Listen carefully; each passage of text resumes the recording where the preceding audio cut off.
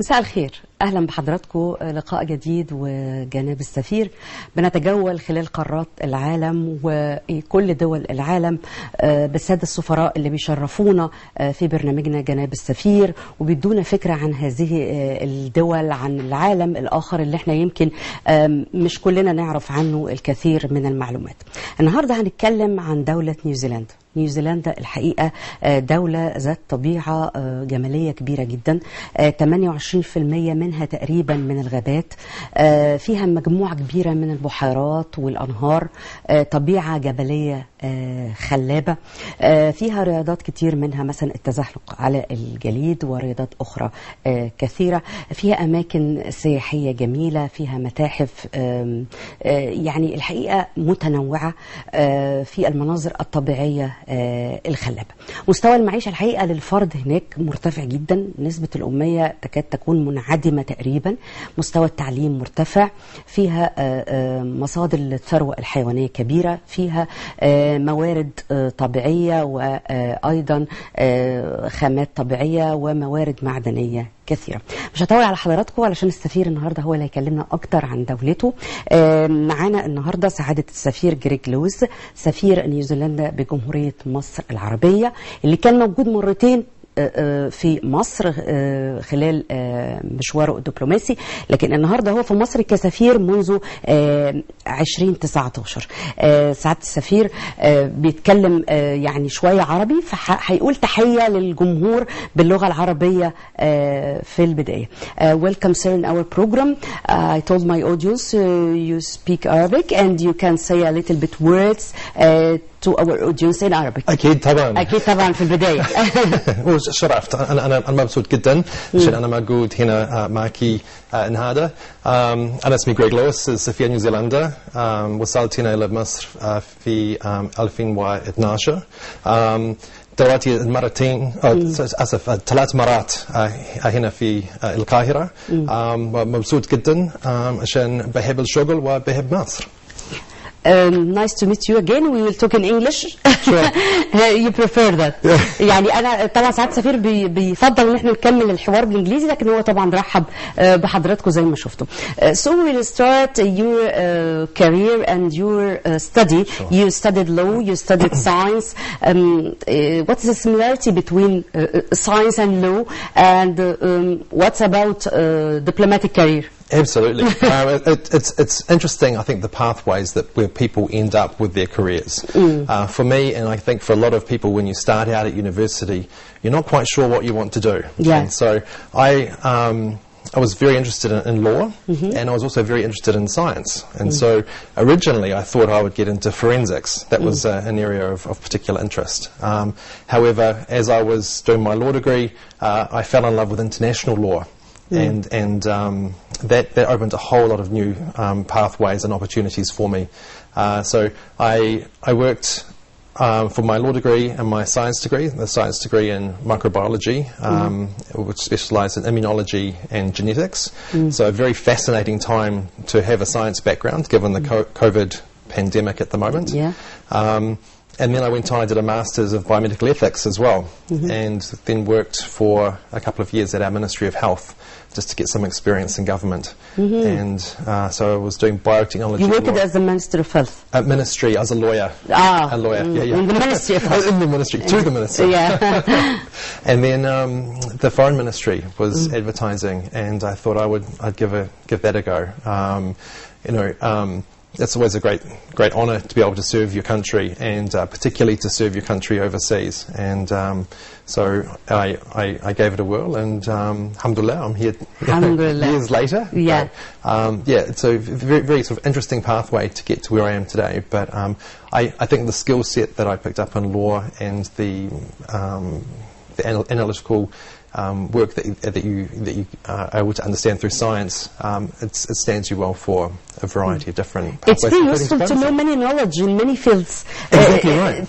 And then you become in the diplomatic career and diplomatic staff, so you can use all this experience in your work. That's exactly right, and I think, you know, for the science and the microbiology side of things, often it comes in handy for trade work, for example, because you need to know about different pathogens and you know, food safety and things like that, which are of course very important for New Zealand, given we export a lot of food overseas. When you change your career to go to diplomatic career, what about your start in this career? Yeah, so I initially started, I was a junior diplomat, as most people start off with, and I had to do a number of years in New Zealand to learn the diplomatic tradecraft, to learn the important policies that are that New Zealand wishes to promulgate offshore. We always say that diplomats are the eyes, ears and mouth of New Zealand when they're overseas, so they have to listen to what's going on, understand it, and then be able to convey that back to New Zealand, and also to represent New Zealand back to the country that you're in. So our junior diplomats, we have a period of time back at head office before we're sent off first, and Egypt was my first posting where I was sent to. Yeah, it was in that was in end of 2004. 2004. And that was for, I came here for... This is the first time you came to Egypt? Awamara, first time. Awamara. And so I came here to study Arabic for a posting to Saudi Arabia. So, and that was when I think I fell in love again with Egypt. Like I'd always had 2004. 2004. سعادة سفير الحقيقة كان موجود لأول مرة في مصر في يعني 2004 ودرس هنا اللغة العربية وكانت بدايته علشان يتعلم اللغة العربية ويجي هنا في مصر أثناء عمله الدبلوماسي. So talk to us about the many times you came to Egypt and what the difference between these times. Sure. You came here 3 times, I think so. This is the third one as an ambassador. It's really different. Very different. Absolutely. The first time I was here, of course, I was a student, and so I was studying. 2004, yeah. And so I was studying the language, so I was able to immerse myself into the culture, had a lot of Egyptian friends who helped me and supported me with the language, which was great, and also introduced me to Egypt, and that gave me a chance to travel around the country as well, and to get a bit of a taste of the country. I came back again a number of years later in mid-2009, and I was here until the middle of 2011. So here for the 2011 changes. So that was a very tumultuous time, and a lot of changes happened in Egypt around that time as well. So that was really interesting to watch, particularly as a diplomat. And then this time coming back, 2019. That's when as I ambassador. As ambassador, and that's a very different job again, because of course you're wanting to guide the foreign policy and the bilateral relationship with Egypt. It's a very important relationship for New Zealand. You find Egypt changed? Yeah, absolutely, for sure.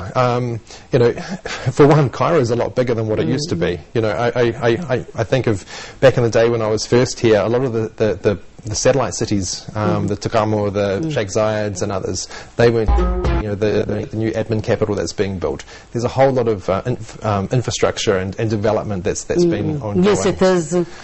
Absolutely Bridges. right. Yeah. So it's been quite an interesting period of change, and a very rapid change, I think, for Egypt as well. So it's been wonderful to sort of see the progression that's gone on since I was first here as a student all those years ago to where I am today.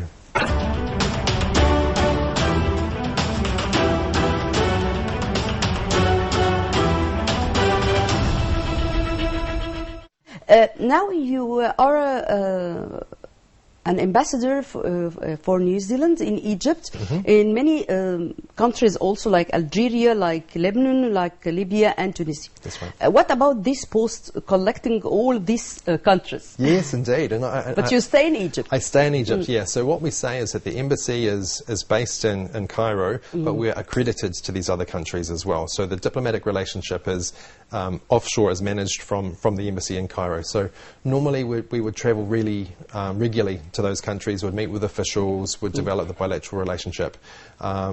We have been able to do it quite as regularly as we'd like at the moment, of course, given the global pandemic. So we've seen a lot of our diplomacy move online, a lot of Zoom calls and things like that.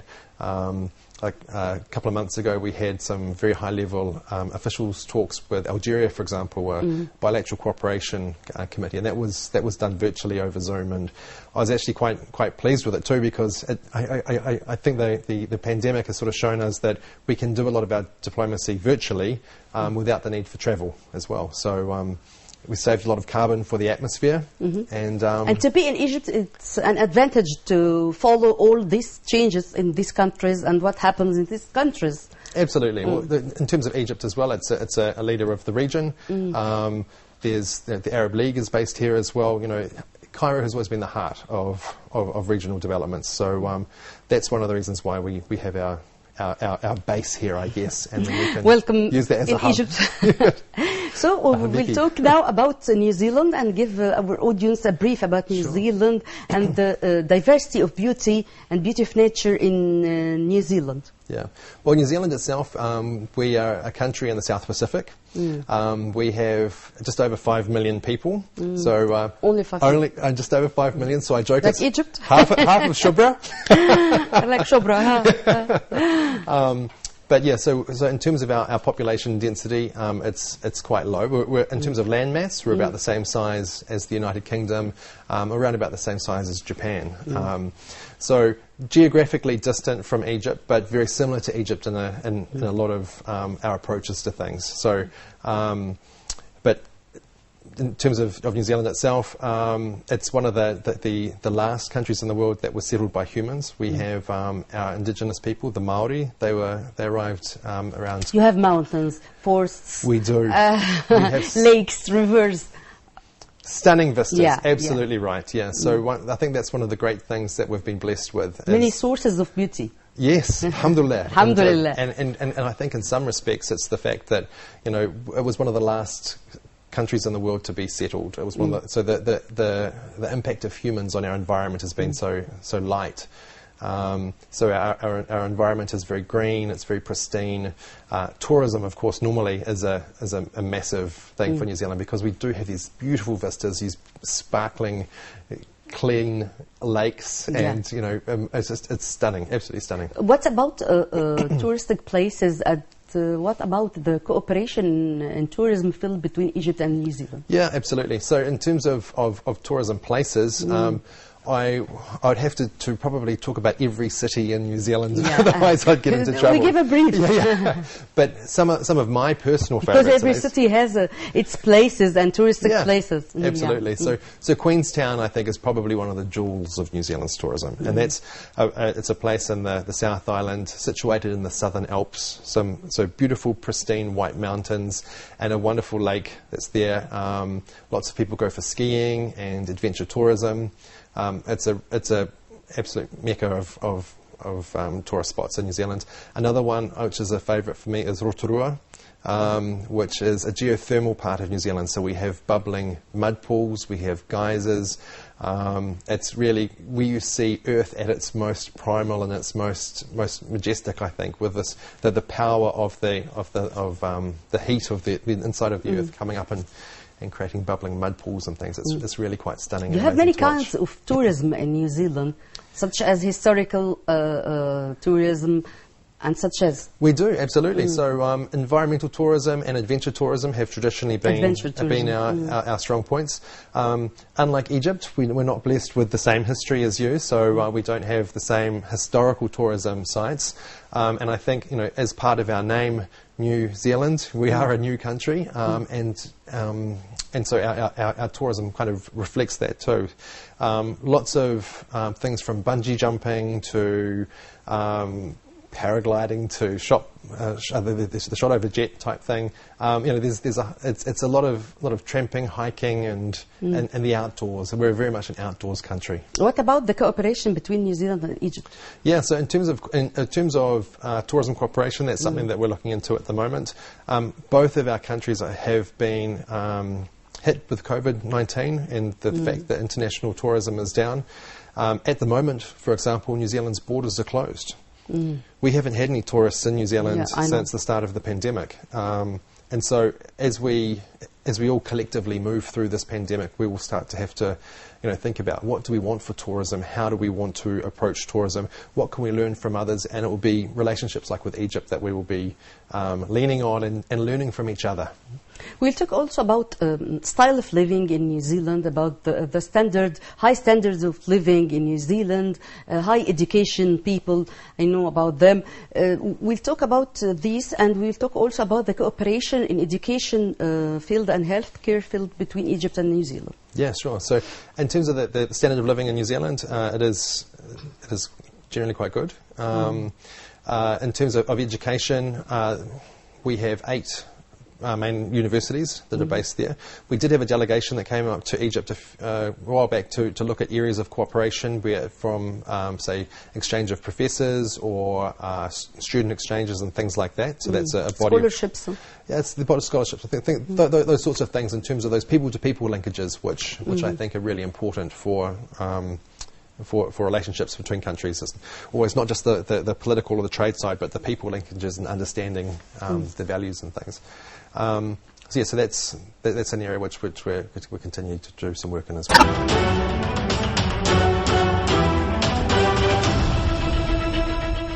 We'll talk also about coal in New Zealand, gold, iron, and all these sources in New Zealand. Yeah, so and gold is a funny one. We had energy also. Yeah, energy. Electric. Yeah. So energy and. Yeah. So gold. We had a gold rush. I think that's what brought a lot of settlers originally to New Zealand. But that was quite some time ago. In terms of today, the main exports of New Zealand are in the dairy sector and natural produce, or raw, like things like wood and things like that. We don't have a lot of iron and the raw minerals type thing, but generally it's as I said, it's the timber, it's meat products, dairy, things like that. We're very much a very strong producer of foodstuffs which we export. And what about the cooperation with Egypt in this field? Yeah, so absolutely. Agriculture is one of the 2 pillars of New Zealand's bilateral relationship with Egypt. In terms of agriculture, we export a lot of agricultural products here, particularly butter. Butter, yeah. In fact, you'll see it in the supermarkets. There's butter and milk. Milk powder, absolutely, yeah, for sure, absolutely. So these are areas which cheese and cheese, yeah. So there's the Anchor brand, which is available in supermarkets. Which you have a huge amount of animals. And we do. We're in New Zealand, very much so. We're definitely a big producer of dairy products for sure. Yeah. So in terms of agricultural cooperation, though, we're also conscious of the fact that whilst we can export to Egypt, we want to work with our Egyptian friends as well to ensure that Egyptian products are produced to very high standards as well. So, for example, we've been involved with the Supply Chain Integrity Program, which is basically it's a program to help the slaughterhouses in Egypt to produce clean, high-grade meat. So we've been working with the Ministry of Agriculture and Land Reclamation in that area. We've had technicians that have come up here to provide training on epidemiology as well, to help train the trainers, especially in terms of providing information on animal diseases. Yeah. So that's another sort of big area which continues on today as well. Even though as I said, we've got some restrictions with our border, we're looking at how we might be able to move forward with that too. So agriculture is one big area where we're doing a lot of work. Another area is in defence as well. New Zealand's been part of the Multinational Force and Observers, which is the peace monitoring force in the Sinai, since its inception in 1982.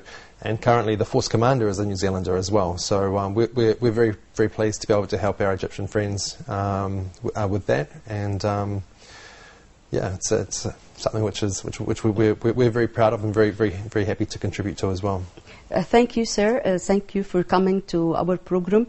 I hope you enjoy your stay here in Egypt. Sure. Thank you very much. Thank you.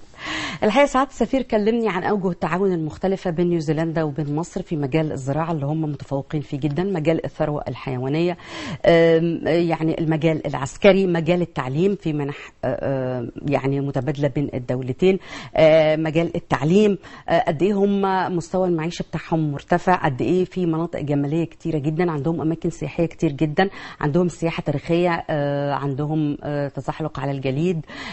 الحقيقة هو كمان قال لي إنه يعني عندهم سياحة تاريخية لكن مش زي مصر ومش زي الأماكن التاريخية الكثيرة جدا في مصر. في نهاية الحلقة بنشكر سعادة السفير جريك لوز سفير نيوزيلندا لدى جمهورية مصر العربية. شكرا وإلى اللقاء.